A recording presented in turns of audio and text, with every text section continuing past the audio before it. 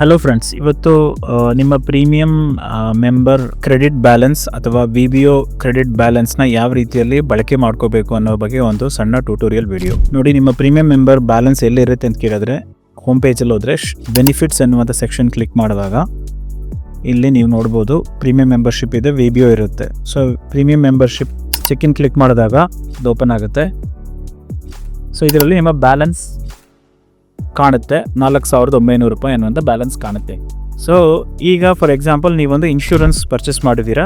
So ಹಾಗಾದರೆ ಅದರಿಂದ ಯಾವ ರೀತಿಯಲ್ಲಿ ಈ ಪ್ರೀಮಿಯಂ ಮೆಂಬರ್ ಬ್ಯಾಲೆನ್ಸಿಂದ ಅಪ್ ಟು 5%, ಅದು ಅರ್ಥ ಮಾಡ್ಕೊಳ್ಳಿ. ಅಪ್ ಟು 5% ಅಂದರೆ ಅದು ಕಂಪನಿ ಇದ್ರ ಮೇಲೆ ಡಿಪೆಂಡ್ ಆಗುತ್ತೆ. 4 ಆಗ್ಬೋದು, 3 ಆಗ್ಬೋದು. ಅಪ್ ಟು 5% ತನಕ ನಿಮಗೆ ಇದರಿಂದ ದುಡ್ಡು ಯಾವ ರೀತಿಯಲ್ಲಿ ಡ್ರಾ ಮಾಡೋದು ಅಂತ ನಿಮಗೆ ಹೇಳ್ಕೊಡ್ತೀನಿ.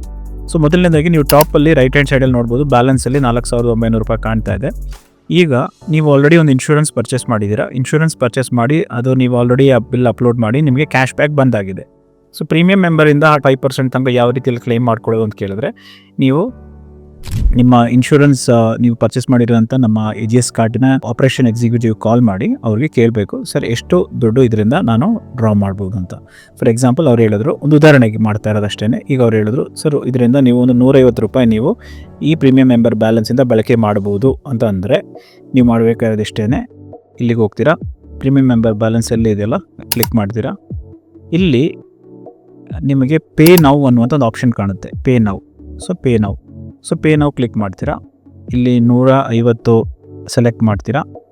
ಆ್ಯಂಡ್ ಮೆಸೇಜಲ್ಲಿ ಇನ್ಶೂರೆನ್ಸ್ ಪರ್ಚೇಸ್ಡ್ ಅಂತ ಏನಾದರೂ ಒಂದು ನೀವು ಮೆಸೇಜ್ ಏನಿದೆ ಮೆಸೇಜ್ ಕೊಡ್ಬೋದು. ನಿಮ್ಮ 2 ವೀಲರ್ ಇನ್ಶೂರೆನ್ಸ್ 2 ವೀಲರ್ ಅಂತ ಏನಾದರೂ ಕೊಟ್ಕೋಬೋದು. ನಂತರ ನಿಮ್ಮ ಪಿನ್ ಏನಿದೆ ಆ ಪಿನ್ನು ನೀವು ಕೊಟ್ಕೋಬೇಕು.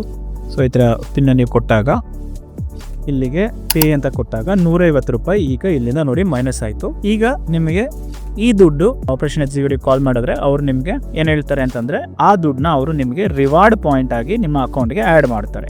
ಇಷ್ಟೇ ಇದರ ಪ್ರಕ್ರಿಯೆ. ಸೊ ಇದ್ರ ಬಗ್ಗೆ ಹೆಚ್ಚಿನ ಮಾಹಿತಿ ಏನಾದರೂ ಬೇಕು ಅಂತಿದ್ರೆ ಕಸ್ಟಮರ್ ಕೇರ್ಗೆ ಸಂಪರ್ಕಿಸ್ಬೋದು. ಧನ್ಯವಾದಗಳು.